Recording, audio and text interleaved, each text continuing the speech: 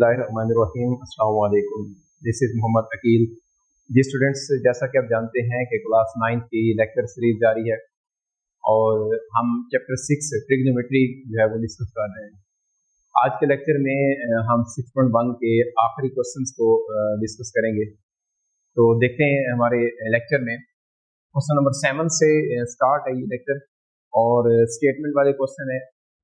मैं चाहूँगा कि आप बुक अपने पास रखें। देखिए, वो कहते हैं कि if the central angle of a sector is 60 degree and the radius of the circle is 12 centimeter, find the area of the sector and the percentage of the total area of the circle it represents। इस question में basically वो दो चीजें demand कर रहे हैं। Number एक पे वो चाहता है कि आप उसको बताएं कि सेक्टर का एरिया क्या है, और दूसरे नंबर पे उस सेक्टर के एरिया की परसेंटेज जो है वो फाइंड करना चाह रहे हैं। तो देखिए, हमारे पास जो गिवन डाटा है वो क्या है, क्वेश्चन नंबर 7। गिवन है हमें थीटा जो है ये हमारे पास 60 डिग्री है एंड रेडियस जो है ये दिया गया है 12 सेंटीमीटर। हमने यहां से फाइंड करना है एरिया ऑफ सेक्टर नंबर 1 पे, और नंबर 2 पे हमें फाइंड करनी है percentage.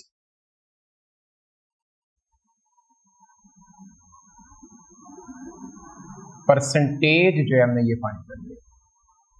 Ji students, area of sector का फार्मूला हमने प्रीवियस लेक्चर में किया था और बाकायदा मैंने प्रूफ भी करवाया था, और मैं यहाँ पर इसको आपके सामने लिख भी लेता हूँ। 1/2 थीटा आर स्क्वायर, ये होता है एरिया ऑफ सेक्टर का फार्मूला। तो जब भी हमें सेक्टर का एरिया फाइंड करना होगा तो हमें बेसिकली दो चीजें रिक्वायर होती हैं। एक होता है एंगल और दूसरा होता है उस सेक्टर का जो रेडियस है वो हमें फाइंड होना चाहिए। और एंगल और रेडियस हमें दोनों यहाँ पर गिवन किए गए हैं, लेकिन एक बात है यहाँ पर कि थीटा जो है एंगल वो डिग्री में दिया हुआ है, और मैंने बताया था कि एंगल हमेशा सेक्टर को जब एरिया फाइंड करना हो तो हमें उसको रेडियन फॉर्म में लेना है। तो सबसे पहला काम हम इस क्वेश्चन के सोल्यूशन में यही करेंगे कि ये जो हमारे पास एंगल है ना 60 डिग्री, इसको हम कन्वर्ट कर देंगे रेडियन में। तो कन्वर्जन वाला लेक्चर अगर किसी ने नहीं दिया तो वहां से देख सकते हैं कि डिग्री से रेडियन में हम कन्वर्ट कैसे करते होते हैं। जो भी एंगल डिग्री में होता है ना उसको हम π/180 से मल्टीप्लाई करते हैं तो एंगल हमारा डिग्री से रेडियन में कन्वर्ट हो जाता है। तो देखिए, यहाँ से जहां तक सिंप्लीफिकेशन इसकी पॉसिबल होगी वो करेंगे। 0 से 0 कैंसिल हो गया। अब 6 1s are 6 and 6 3s are 18। तो हमारे पास जो एंगल बच चुका है ये है π/3 रेडियन। ये आ गया थीटा की वैल्यू। अब एरिया फाइंड करने सेक्टर का, we know that area of sector which is equal to 1/2 theta are square. तो जस्ट हमने इसके अंदर वैल्यूज को रिप्लेस करना। 1/2 जो है ये एज इट इज आएगा। इसके बाद क्या आएगा हमारे पास थीटा, जो कि हमने यहाँ पर फाइंड किया है π/3 इंटू आर का स्क्वायर है, और आर हमें दिया हुआ है 12। तो इसका जब हम स्क्वायर लेंगे तो देखते हैं कि आंसर क्या आता है। अब इसकी कैलकुलेशन के लिए 1/2 एज इट इज, π/3 को भी एज इट इज लिख लें, और 12 पे जब स्क्वायर लेंगे तो ये आ जाएगा हमारे पास 144। जी स्टूडेंट्स, ये न्यूमरेटर में है 144। आप इसको कैंसिल आउट करना चाहते हैं कर सकते हैं। और यहाँ पर एक और बात, मैं पाई की वैल्यू भी इसी स्टेप में ही पुट कर देता हूँ, जो कि अप्रॉक्सीमेट हम देते होते हैं 3.14। और ये प्रीवियस लेक्चर में मैंने आपको ये बात बताई थी कि यहाँ पर पाई का मतलब एंगल नहीं रहा। अब क्योंकि हम एरिया फाइंड कर रहे हैं, मेजरमेंट फाइंड कर रहे हैं उसकी, तो उसके लिए हम पाई जो लेंगे वो जो कांस्टेंट वैल्यू है वो यहाँ पर हम पुट करेंगे। कैलकुलेशन इसकी देखते हैं। 3 के नंबर से इसको हम डिवाइड कर सकते हैं। 3 4s are 12, 2 and 3 6 8s are 24। फिर 2 से इसको कैंसिल आउट करें तो ये आ जाएगा 24। 24 को जब हम 3.14 से मल्टीप्लाई करेंगे तो हमारे पास जो सोल्यूशन है ये आ चुका है 75.4 स्क्वायर सेंटीमीटर, क्योंकि एरिया का यूनिट जो होता है वो स्क्वायर यूनिट होता है। ये उसका फर्स्ट सोल्यूशन है हमारे पास, जो उसने क्या डिमांड किया था कि सेक्टर का एरिया हमें फाइंड करना है। अब देखिए इसके दूसरे सोल्यूशन की तरफ, वो उसने पूछा है कि परसेंटेज जो है वो क्या होगी, यानी कि हमारे पास जो इसका सेक्टर है ना, उस सेक्टर की पूरे सर्कल के लिहाज से जो परसेंटेज है वो क्या होगी उसके एरिया की। तो मैं यहाँ पर इसका परसेंटेज का फार्मूला लिखने से पहले एक छोटा सा ना आपको एक पॉइंट बताना चाहता हूँ, एक एग्जांपल समझ ले आपको बताना चाहता हूँ। मेरे ख्याल में आप हर एक स्टूडेंट को अपने मार्क्स की परसेंटेज जो ये फाइंड करना आता होगी। अगर नहीं आती तो मैं आपको सिंपल सा उसका फार्मूला बताता हूँ कि लेट्स सपोज हमारे पास जब हमें किसी भी टोटल मार्क्स की परसेंटेज फाइंड करनी होती है, मतलब आपके बोर्ड के एग्जाम हुए हैं, उसमें टोटल लेट्स सपोज 1100 या 1200 मार्क्स हैं और आप उसमें ऑब्टेंड करते हैं 1000 प्लस करते हैं 11,000 करते हैं, तो जो ऑब्टेंड होते हैं एक तो और दूसरा होता है टोटल मार्क्स। हमने निकाली वहां से परसेंटेज, तो परसेंटेज मार्क्स की कैसे निकालते हैं परसेंटेज, ये इसलिए जस्ट एक एग्जांपल के तौर पर दे रहा हूं ताकि आपको ये बात समझना जो है वो ज्यादा इजी हो जाए। तो परसेंटेज जब हम मार्क्स की निकाल रहे होते हैं तो इसके हमारे पास फार्मूला जो होता है वो ये होता है कि obtained marks over total marks multiply कर देते हैं हम 100 से या 100% से। तो इसी कंसेप्ट में देखें, ये हमारे पास है सर्कल, और सर्कल का सेक्टर मैंने डिफाइन करके बताया था कि किसी भी सर्कल के एक आर्क और उससे रेलिवेंट जो दो रेडियस हैं, रेडियाई, इनसे जो बाउंडेड एरिया है इसको हम क्या कहते होते हैं। लेट्स सपोज हमारे पास ये ए से बी एक आर्क है और ओ से ए और ओ से बी ये दो रेडियस है, इनसे बाउंडेड जो ये एरिया है इसको कहते होते हैं हम सेक्टर। तो ये वाला जो सेक्टर का हिस्सा है ये इस पूरे सर्कल का कुछ हिस्सा है, ठीक है, पार्ट है उसका। तो ऐसे समझने कि यहां पर आपके जो आगे है ना, ये हैं ऑब्टेन्ड मार्क्स, ये हैं ऑब्टेन्ड मार्क्स, और ये जो पूरा सर्कल है ये आपके रिप्रेजेंट कर रहे हैं टोटल मार्क्स। तो मेरे ख्याल में आप लोगों को ये फार्मूला समझना बहुत ज्यादा इजी हो गया होगा कि जब भी हम किसी सेक्टर के एरिया का परसेंटेज निकाल रहे हैं उस पूरे सर्कल के लिहाज से, तो हमने देखा है कि उस सेक्टर का जो एरिया था वो कितना है, ओवर उसके पूरे सर्कल का एरिया होगा, मल्टीप्लाइड में 100 कर देंगे। बिल्कुल ऐसा ही जैसे हमने मार्क्स की परसेंटेज निकाली है कि हमने नंबर ऑब्टेन्ड कितने किए हैं और उसके टोटल कितने मार्क्स थे, मल्टीप्लाई कर दिया उनको 100 से। तो यहाँ पर देखें हमें इसकी परसेंटेज को फाइंड करने के लिए दो चीजें रिक्वायर है, एक तो एरिया ऑफ सेक्टर जो हम ऑलरेडी फाइंड कर चुके हैं, दूसरा हमें यहाँ से रिक्वायर है एरिया ऑफ सर्कल, और सर्कल का एरिया का फार्मूला होता है पाई आर स्क्वायर। किसी भी सर्कल का एरिया का जो फार्मूला है वो क्या है, पाई आर स्क्वायर। तो देखें अब मैं परसेंटेज ऑफ सेक्टर जो है ये जब लिखता हूं, percentage of sector which is equal to area of sector over area of circle multiplied by 100%।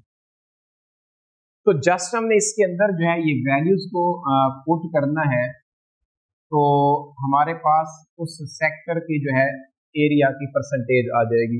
तो देखिए हमारे पास एरिया सेक्टर का जो है वो कितना आ चुका है, 75.4 स्क्वायर सेंटीमीटर है, ओवर एरिया ऑफ सर्कल जो है वो हमारे पास है पाई आर स्क्वायर, और मैं इधर ही इसमें वैल्यूज को जो है वो पुट कर दूंगा, मल्टीप्लाइड क्या आ गया 100। अब देखिए ये तो हमारे पास ऑलरेडी मतलब सॉल्व फॉर्म में था, इसमें जस्ट आप वैल्यूज को पुट कर दे। पाई आपको पता है कि क्या होता है, 1/4 और r की वैल्यू क्या है हमारे पास इसमें 12 है, तो 12 का क्या आ जाएगा हमारे पास यहाँ पर स्क्वायर। तो जब हम इसका एरिया फाइंड करेंगे सर्कल का, 12 का स्क्वायर 144 है, 144 को मल्टीप्लाई करेंगे 3.14 से, तो कैलकुलेशन के बाद जो हमारे पास इसका रिजल्ट आता है 452.39, 452.39 जो है ये आ रहा है, और इधर हमारे पास मल्टीप्लाइड बाय 100% ये एज इट इज आएगा। जी स्टूडेंट्स, अब देखिए लास्ट स्टेप है, हम क्या करेंगे 75.4 को डिवाइड करेंगे 452.39 से, जो आंसर आएगा उसको 100 से क्या कर देंगे मल्टीप्लाई। तो फाइनल सोल्यूशन जो हमारे पास बन रहा है इसका final solution 75.4 divided by 452.39 multiplied by 100 equals to, जी स्टूडेंट्स ये आ चुके हैं हमारे पास 16.67% उसके क्या है परसेंटेज। आई होप ये बात आपको समझ आई होगी। मेन इसी फार्मूला को ही हमें समझना है कि हमारे पास जो फार्मूला है वो क्या है, बाकी आपने एरिया दोनों के फाइंड करके इनकी रेशो देंगे, फिर 100 से मल्टीप्लाई करेंगे तो हमारे पास इसका सोल्यूशन आ जाएगा। अब देखिए इसके बाद इसका जो नेक्स्ट क्वेश्चन है, क्वेश्चन नंबर 8, ये भी इसी फार्मूला से ही हमें सॉल्व करना है। यहाँ पर भी उसने परसेंटेज ही डिमांड की है, तो आई होप कि आपको ये फार्मूला जो है ये अब याद रहेगा। क्वेश्चन नंबर 8, जी स्टूडेंट्स, कहते हैं कि find the percentage of the area of sector subtending an angle pi by 8 radian. अब जस्ट वो यहाँ पर हमें क्या दे रहा है, हमें percentage of the area of sector find करनी है, जबकि वो एंगल बना रहा है। जो यहाँ पर जो हमें गिवन डाटा है, given that theta is equal to pi over 8 radian है। जी स्टूडेंट्स, तो यहां से हम क्या करेंगे, इसके जो सोल्यूशन में वही बात है कि परसेंटेज का मैं यहां पर पहले फार्मूला लिख के आपको बता देता हूं। Percentage of area of sector which is equal to क्या होगा, area of sector divided by area of circle multiplied by 100%। जी स्टूडेंट, तो हमें इसको परसेंटेज को फाइंड करने के लिए यहां पर भी क्या चाहिए, एक तो सेक्टर का एरिया चाहिए और दूसरे नंबर पर हमें सर्कल का एरिया चाहिए, और उसके बाद इसके अंदर हम वैल्यूज को पुट कर देंगे। तो सिंपल सी बात है, एरिया ऑफ सेक्टर जो है, सेक्टर ये है A is equal to 1/2 theta are square and 1/2 into theta already radian में है, हमें इसको कन्वर्ट करने की जरूरत ही नहीं, इंटू आर। आर अब हमारे पास है ही नहीं, तो आप इसको ऐसा ही रहने दें, तो ये आ जाएगा हमारे पास pi R square over 8 2 16। Numerator में था 1 पाई एंड आर स्क्वायर और डिनोमिनेटर में था 2 और 8, तो ये हमारे पास स्क्वायर यूनिट जो है ये इस सेक्टर का एरिया आ चुका है। एरिया, अब हमें क्या फाइंड करना है, एरिया ऑफ सर्कल जो है वो फाइंड करना है, और वो हम जानते हैं कि एरिया ऑफ सर्कल जो है ये क्या होता है, पाई आर स्क्वायर के इक्वल होता है। एरिया ऑफ सर्कल भी आ गया, क्योंकि पाई की वैल्यू हमें पता है लेकिन आर की नहीं पता, तो मैं इसको ऐसा ही रहने दे रहा हूँ।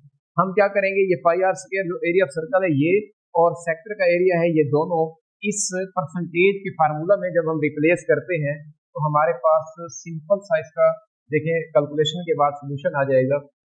परसेंटेज, ये परसेंटेज को शॉर्ट फॉर्म में मैं लिख रहा हूं, एरिया ऑफ सेक्टर क्या आ गया हमारे पास, pi R square over 16 and over में क्या है, एरिया ऑफ सर्कल जो कि पाई आर स्क्वायर है और multiplied by 100।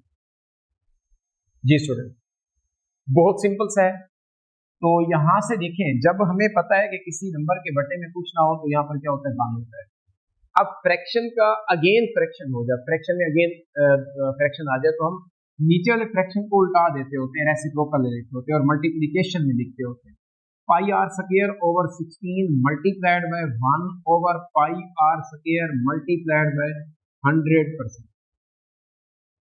Pi R square से पाई आर स्क्वायर क्या हो जाएगा, कैंसल, और 100 को डिवाइड करेंगे 16 पर। ये बात ख्याल कीजिएगा, यहाँ पर 100% का ये मतलब नहीं है कि मतलब यहाँ पर हम दोबारा इसको वो पुट करेंगे, बल्कि ये है कि जो हमारे पास सोल्यूशन आएगा इसका 100 से मल्टीप्लाई करने के बाद वो क्या हो जाएगा, परसेंटेज में आएगा। तो 100 को 16 पर जब हम डिवाइड करेंगे तो ये हमारे पास आंसर आता है जी 6.25%। 6.25% जो है ये इसका सोल्यूशन आ चुका है। जी स्टूडेंट्स, ये थे 6.1 के लास्ट क्वेश्चंस।